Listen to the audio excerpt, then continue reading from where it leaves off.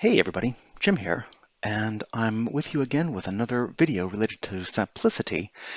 And in this video, we're going to talk about two issues actually, that I recently discovered. So one of the issues is going to potentially occur in your case if your SAP server has scripting turned off. And the way you'll notice that scripting is turned off is in the VBA code. If you get down to this line in sessions, or you go to make a session from this connection, it may be that the connection has no sessions in it, in which case setting this will throw an error in VBA. And you can check to see if you have scripting turned on in your system by going to the RZ11 transaction and looking for this parameter to see if it is set to X. This may be a thing for your basis guys to do. So Stefan Schnell talks about it in depth in this article from SAP. So before I go into the second issue, I want to talk to you about recordings. Now, the other guys that are selling software very similar to Saplicity and charging tens of thousands of dollars and thousands more in recurring annual fees brag that their software allows recording to be made. Sure, you can make recordings with their software, but you can make recordings here as well. So I've already logged into SAP, and I'm going to start a recording. Here on the far right, you're going to see this last icon on the toolbar, and with it, you can turn on scripting and recording. And depending on what version of SAP GUI you're using, you may have a cog, or you may have this red, green, and blue monitor. So I'm going to click on Script Recording and Playback, and here I've gone ahead and I've set up the output to go to this Saplicity folder in script2.vbs. So it creates a Visual Basic script file. And let's see how it works. Well, watch this. So I'm going to record. And over here, let's see. I'm going to make sure, I just added a space to make sure that this is in the recording. And I'm going to click Select Views instead of clicking this button. And I'll explain why in just a second. So if you look here, down here, this little tick box, one of my users had this ticked and had a bunch of defaults preset. And because this screen didn't pop up, but instead the org levels window popped up, the code, when trying to populate or trying to select through these objects, was throwing an error. And it took me a minute to figure it out. So we unticked this. But from now on, whenever I make a Saplicity object, I'm going to do this Select Views button to get this window, and then only will I move on from there.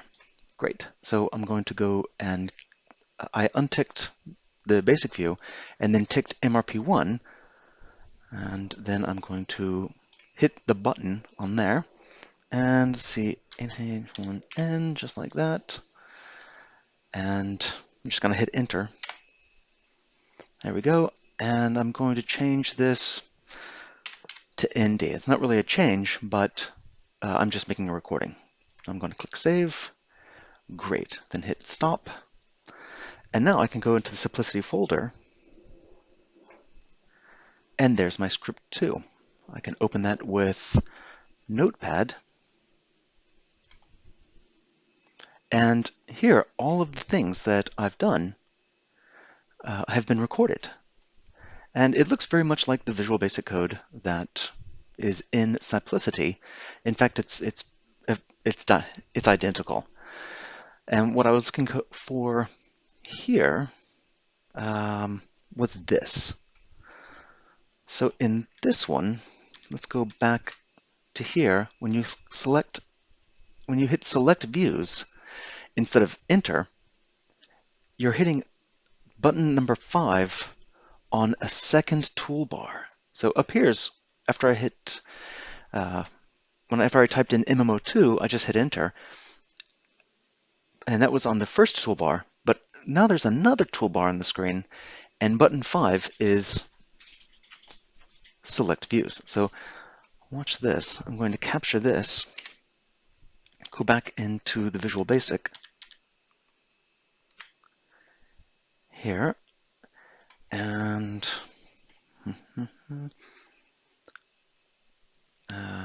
open material. Let's find that open material function. And I'm going to go right down here. Now, instead of this, instead of just pressing button 0 on that first toolbar, I'm going to hit the Select Views button. Perfect. And that's it. That's a brief demonstration of, well, let's carry this on. I'm going to finish the demonstration on how to make macros. Watch this. Let's go into Microsoft Cell, the VBA again. I'm just going to collect some of this, connect to SAP. Yep, that's plenty. Copy. Yep. And now I'm going to go into Excel and make a new blank workbook. Perfect.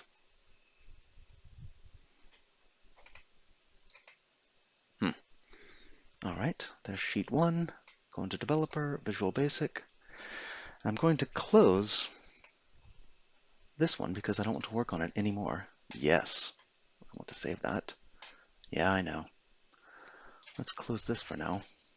Close that. And we'll log out of SAP. Perfect. Okay, so now I can go back into Visual Basic and click on sheet 1, paste in some recycled code.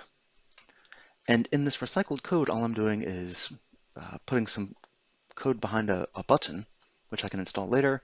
Here's this connect to SAP snippet of code. And now I'm going to make a new function called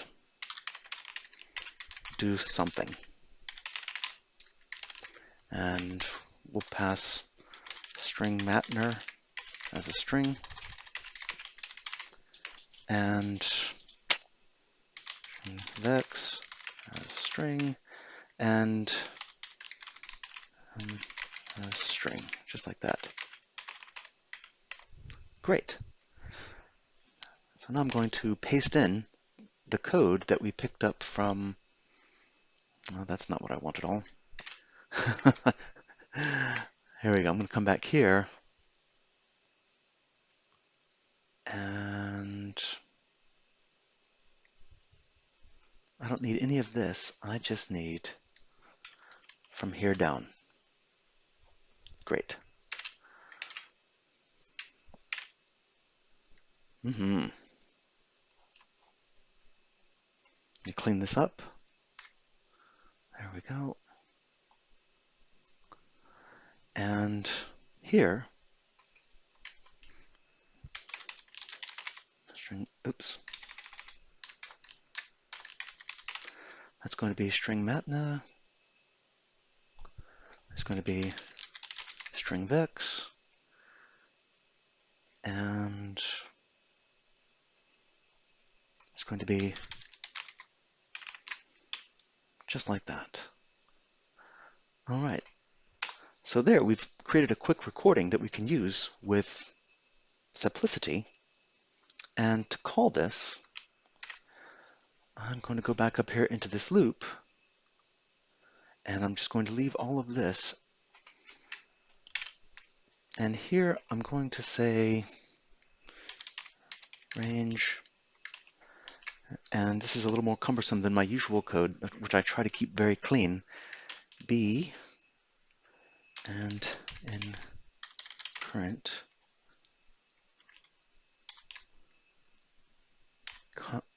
comma, oops, dot value, that's the material number, range C and current dot value. And then here, I think this was range C, D, E, current dot value, and session, which I'll have to add on. down at the function that we're creating. First, let me verify that I haven't put anything in here. Great. Matware, Verx, and we'll say this is one, just like that. Plant 1000 in D, and then back in the code, we fix this, so this is column D. And here we say ref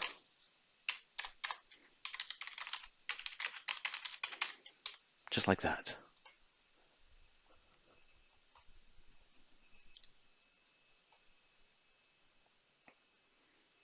All right, let's give this a test. This certainly seems right. Rather than, well, I will just put in a button.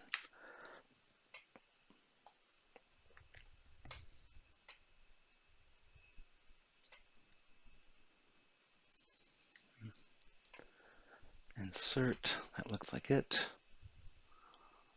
A button, and that's going to call that edit text seed. I don't need a carriage return in there. And oops. Oh, I need to pull in. You know what? I'm not going to put in any wait fors. Yes, I will.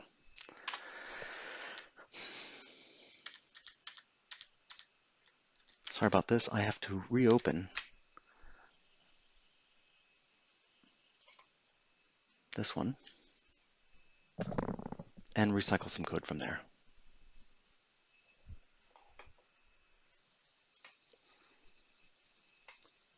Visual Basic.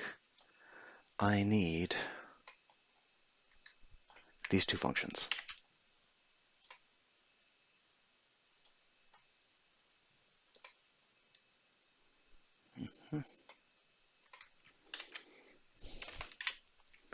There we go.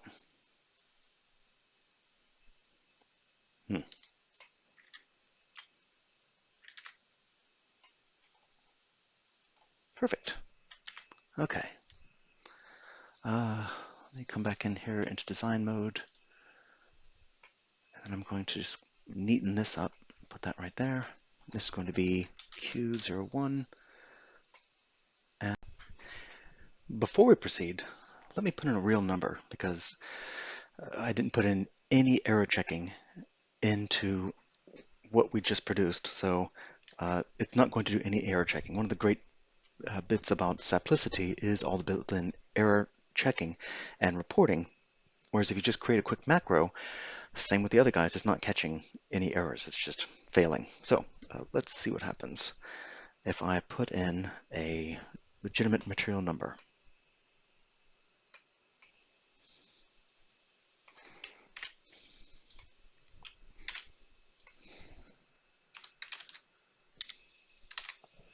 Just like that, just like that. All right, and we're going to do this live.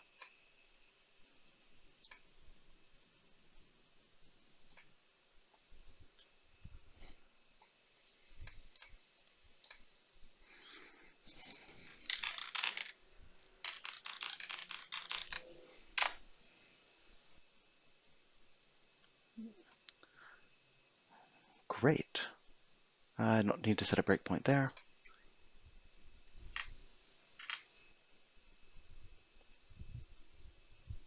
And that's it. It's done.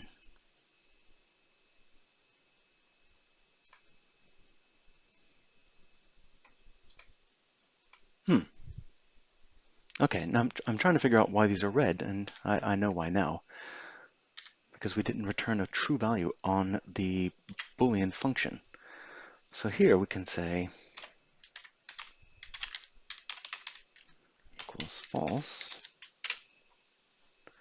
And down here equals true.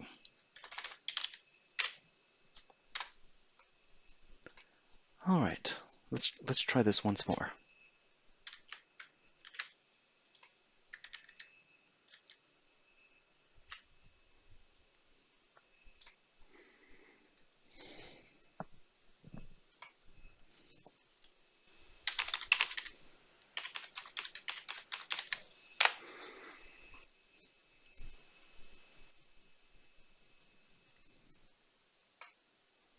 Great. That's it. That's how hard it is to make a macro using Saplicity. Just a matter of copying some VBA code and changing some values to parameters and string variables, and then you're finished. Well, hey, I sure learned a lot making this video, and I hope you did too. Thank you so much for watching. And if you like this video and you are sharing this with your friends and using it, please consider giving a like on the video so that the algorithm will push it up and more people find out about Saplicity. Also, share the website with your friends in the SAP data migration industry and let them know about it. The more people who know about this, the better. Again, thanks so much, and I'll see you in the next video.